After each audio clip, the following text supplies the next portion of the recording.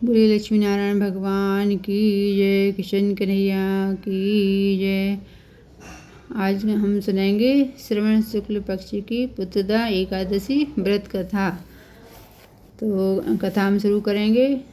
सभी लोग हाथ में आप लोग धनिया ले लेना, चावल नहीं लेना, या तो खड़ा धनिया ले लीजिएगा या फिर आप लोग थोड़ा सा हाथों में फूल ले लीजिएगा।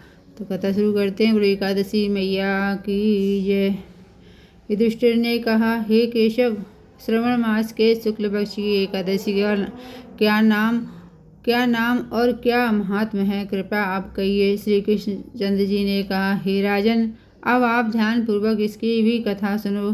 द्वापर युग में राजा महिजिद माहिष्मती नगरी में राज करता था, परंतु पुत्र न होने के कारण वह अत्यंत ही दुखित था और पुत्र प्राप्ति के लिए अनेक प्रकार के प्रयत्नों को करता था। अनेक प्रकार की चेष्टा करने पर भी उसको आनंद देने वाला पुत्र रत्न प्राप्त नहीं हुआ।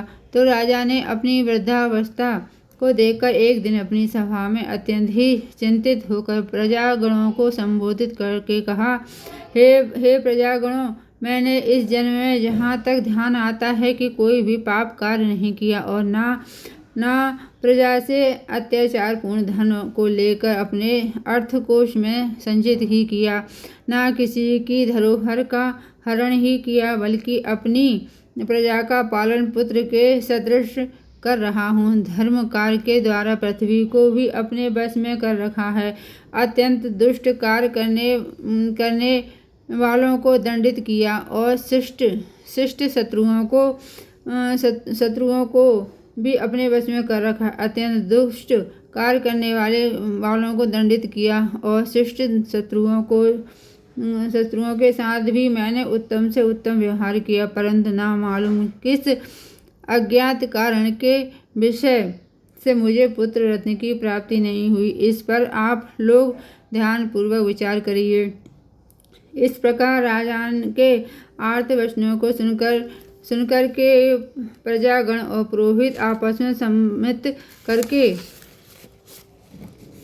राजा के कल्याण के निमित्त वन में गए और मुनियों के आश्रमों को ढूंढते हुए इधर उधर वन में भ्रमण करने लगे। उसी वन में उन्होंने अत्यंत ही घोर तपस्या करते हुए निराहार जितात्मा जित क्रोध महात्मा लोमस मुनि का दर्शन किया, जो कि सर्वधर्म तत्ववेत्ता एवं सर्वशास्त्र पारंग दीर्घायु थे, जिनके की कल्प के अंत में केवल लोम ही गिरते हैं।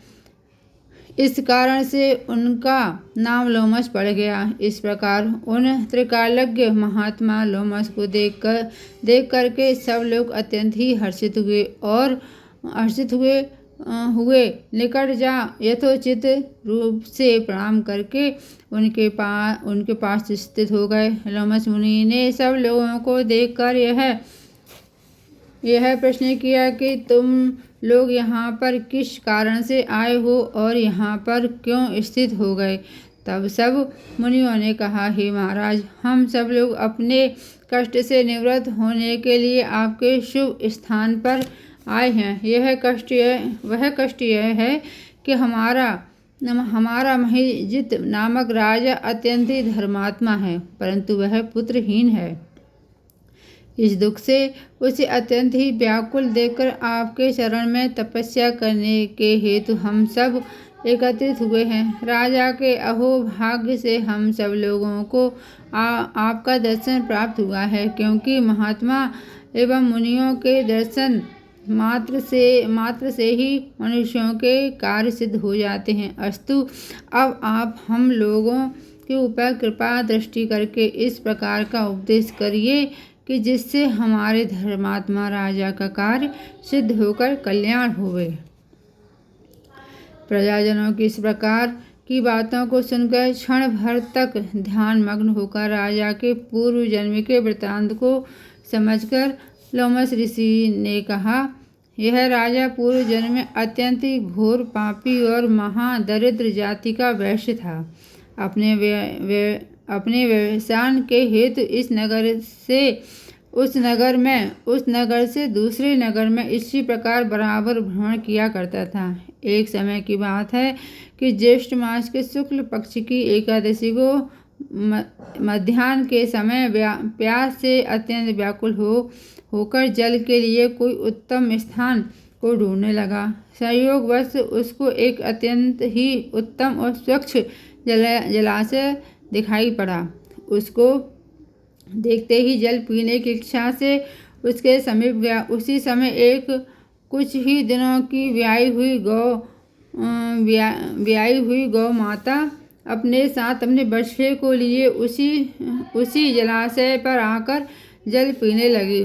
उस समय इस बनिए ने उस जल पीती हुई गौ को हटाकर स्वयं ही जल को पिया। इसी पाप के कारण वह निसंतान है, परंतु कुछ पूर्व जन्म के पुण्य के प्रताप से उसको राज्य प्राप्त हो गया। मुनि जी की बातों को सुनकर प्रजाजन और पुरोहितों ने कहा, हे महाराज, हम लोगों ने पुराणों के द्वारा इस प्रकार सुना है कि पुण्य कार्य करने से पाप नष्ट हो जाते हैं। सो आप कृपा करके इस प्रकार पुण्य का उपदेश करिए कि जिससे पाप नष्ट होकर राजा महिजित को पुत्र उत्पन्न हो।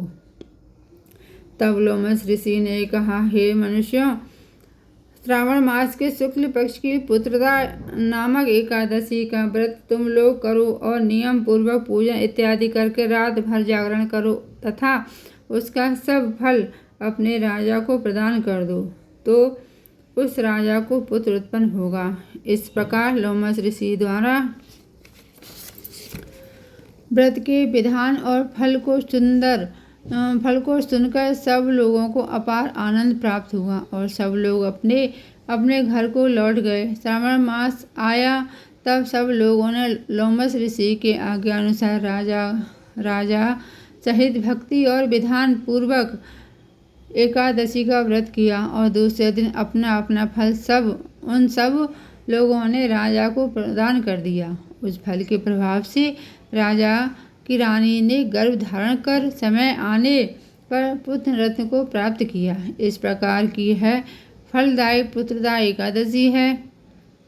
इसलिए इस लोक और उस लोक में आनंद प्राप्त करने वाले को इस पुत्रदा नामक एकादशी का व्रत अवश्य करना चाहिए।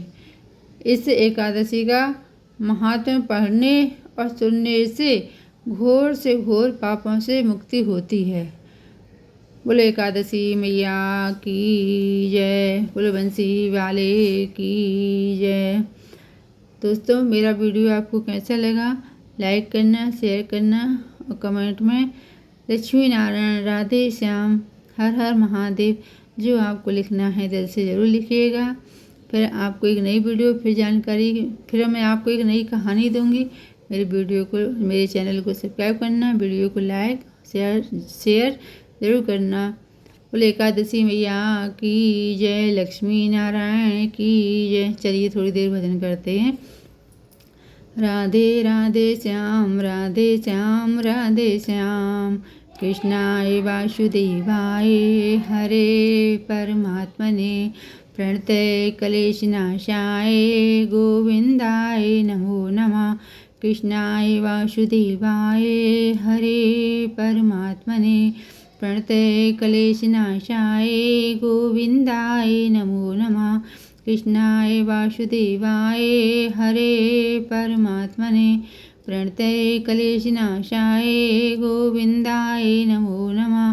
कृष्णाय वासुदेवाय हरे परमात्मने, प्रणतय क्लेशनाशाय गोविंदाय नमो नमः। कृष्णाय वासुदेवाय हरे परमात्मने, प्रणतय क्लेशनाशाय गोविंदाय नमो नमः। ओम नमो भगवते वासुदेवाय, ओम नमो भगवते वासुदेवाय, ओम नमो भगवते वासुदेवाय, ओम नमो भगवते वासुदेवाय, ओम नमो भगवते वासुदेवाय, ओम नमो भगवते वासुदेवाय, ओम नमो भगवते वासुदेवाय, ओम नमो भगवते